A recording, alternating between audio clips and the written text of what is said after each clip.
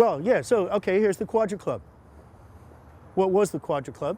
Now it's condos like the rest of Vancouver. The Quadra Club was a lesbian bar back in the day of the early punk rocks. And they started letting some of the punk rock bands play there. There was an awful lot of shows happened there. DOA had their first show there. No, DOA didn't have their first show. Pointed Sticks had their first show there. With DOA, backing up DOA. Later in the 80s, they changed it into a place called the Starfish Room. And a lot of bands kept playing there. I think one of the last bands I saw there was the Buzzcocks. My daughter was at the show as well, and even though she was too young to get in, they were asking ID and all that. And so she managed to sneak herself in there with a big bottle of whiskey, which she proceeded to drink most of, and got so drunk that within no time, she'd got herself thrown out again. I think then she spent the rest of the evening trying to get into the Buzzcocks bus. I had to pick her up at about 4 o'clock in the morning from some kind of child rescue officer. The Quadra Club, the Starfish Room. Beautiful, downtown condos, 384,000. We're here on Granville Street, and we're trying to find the Windmill.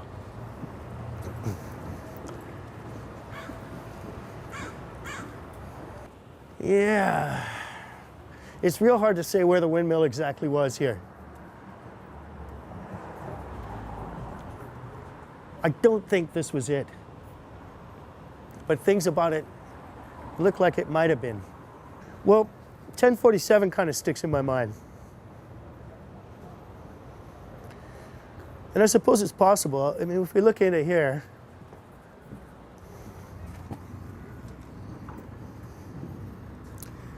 don't think so. Well, the Windmill was another bar that allowed punk rock bands to play, basically. You know, you could get any band that you wanted in there. And it was a little bit like the Buddha that way. Although, I'm pretty sure the management of the Windmill were a little more, or maybe a little less lax than at the Buddha. It was more like we'd come into the world of bars now and we're able to play in an actual bar, not a ramshackle, forgotten old place. So, you know, as far as we were concerned, the Windmill was a pretty big gig. That was pretty special. I really wish I could just show you the Windmill. I remember one time I was just standing inside the door in the hallway of the Windmill.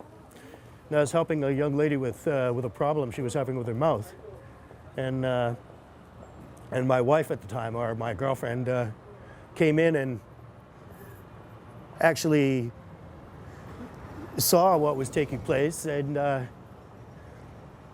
actually didn't see her, and so she walked right through the bar and got a pitcher of beer and came back and dumped it on my head. I was real proud of her.